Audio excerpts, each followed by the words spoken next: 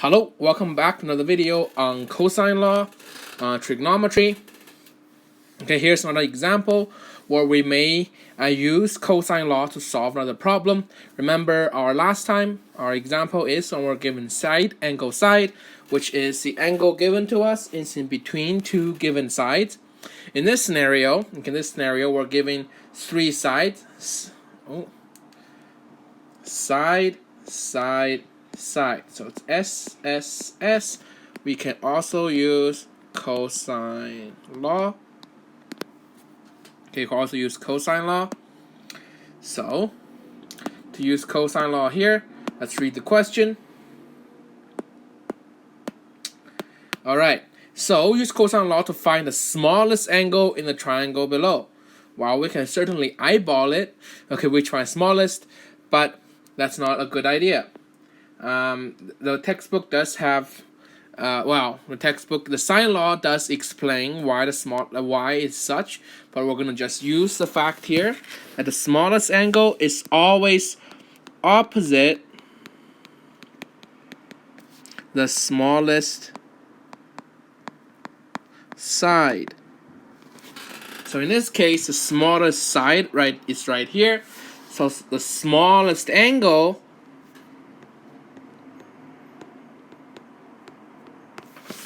is right here because it's opposite of the smallest side.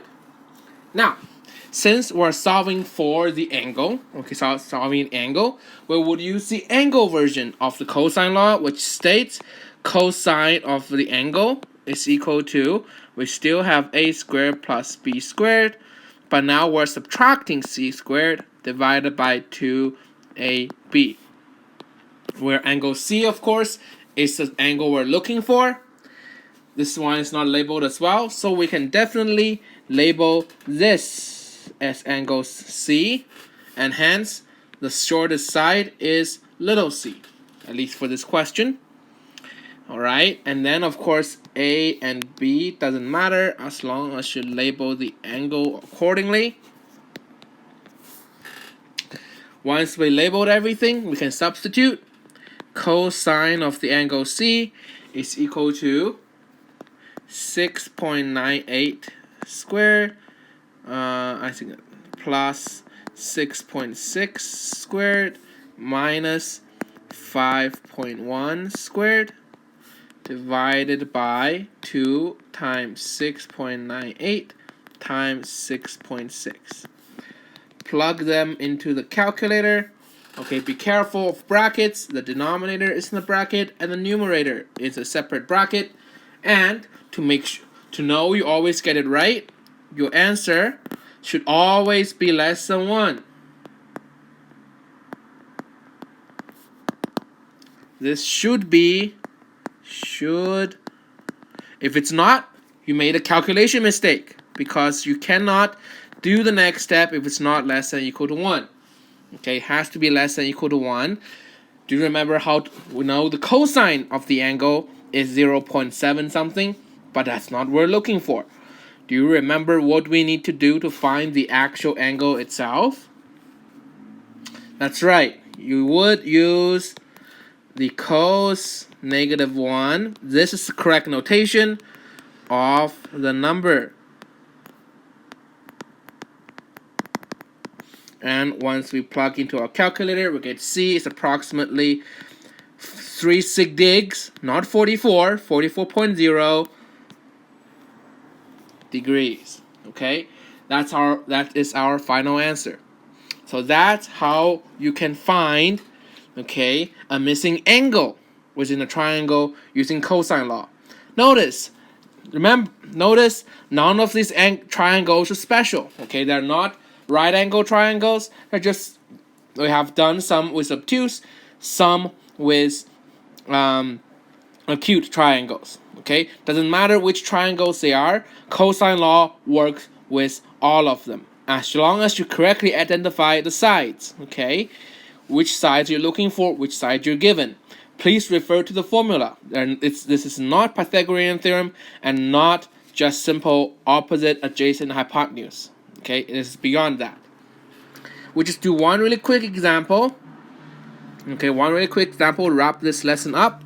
I skipped the word problem there, as you notice. I would like to try that on your own. But we'll just do one last one here and see if we can solve this problem here. So, in a triangle ABC, little a is 10, little b is 8, little c is 12. Draw the triangle and find angle B to the nearest degree. How can we solve this problem? When you do not have a diagram in trigonometry, always draw it yourself. So I'm going to draw it out. Triangle ABC. Okay, you can draw it generic just to start, and as the question changes, we change it as we go. Try to keep your triangle as generic as possible so it doesn't mislead you thinking, oh, maybe it's right angle one, isosceles, or whatever. So this one look too much like a equilateral triangle. So I am going to change it up so it look more generic. I don't know why my pen cannot draw straight lines. Let me try it one more time. There we go. So A, doesn't matter what you label as long as you keep the side correct. So little a, little b, little c. Now we know little a is 10, little b is 8, little c is 12, and we're looking for angle B. Okay, can we use cosine law here? Think about it for a second. Can we actually use cosine law? The answer, of course, is yes, because what information are we given? We're given side, side, and side. We're given 3 sides. So side, side, side. We can definitely use cosine law. So we're going to do that. We're looking for an angle. Angle B. So we want to use this version of the formula.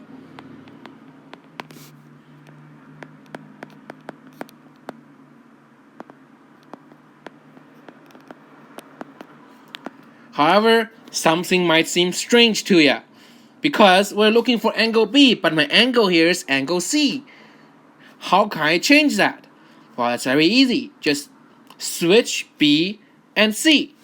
Right? Switch B and C. So change this to cosine angle C becomes angle B equals to A squared. So switch C and B.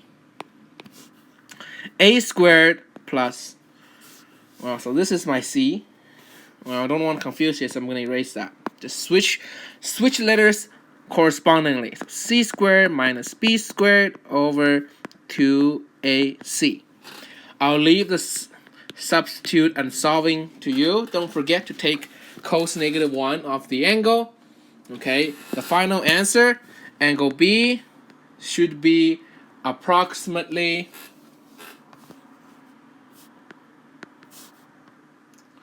41.4 degrees. Okay, and so be careful. You may need to relabel what they are. If it helps, let's color code it. Angle B.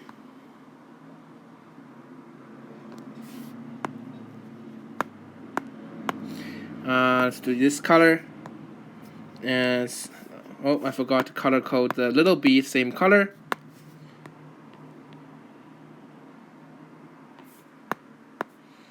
And angle C. I'm just highlighting them so it seems more clear.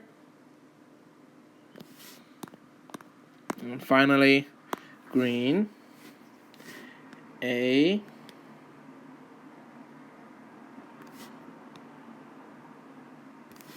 And of course, the red one is always the one you're looking for.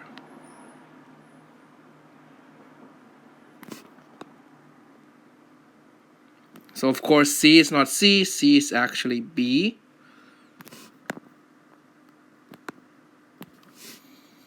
Okay, in our question. So and B is our C.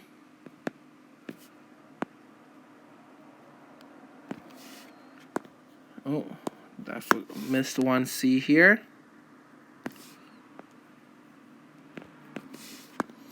And finally, A didn't change. A is A. Okay, so highlighting color might be something that's helpful in this sense. The one highlighted in red, the unknown is always C. Okay, the unknown is always C. Then you adjust the letters around depending on what you got. So once again, I'll let you finish this problem on your own. Make sure you try the your turn questions. There are some word problems, but if you carefully draw the pictures out, it's actually very straightforward. Okay, very straightforward. So here are some your turn questions. Take a look. Okay, as well as the word problem I have skipped. Alright, and with that wraps up cosine law. In our next video, we're going to take a look. Oh, you can see the spoiler down below. We'll take a look at sine law, which is related to cosine law somewhat in that it works with triangles. Okay, but there are some differences as well. And with that, thank you for watching. Tune in next time about sine law. Have a good day.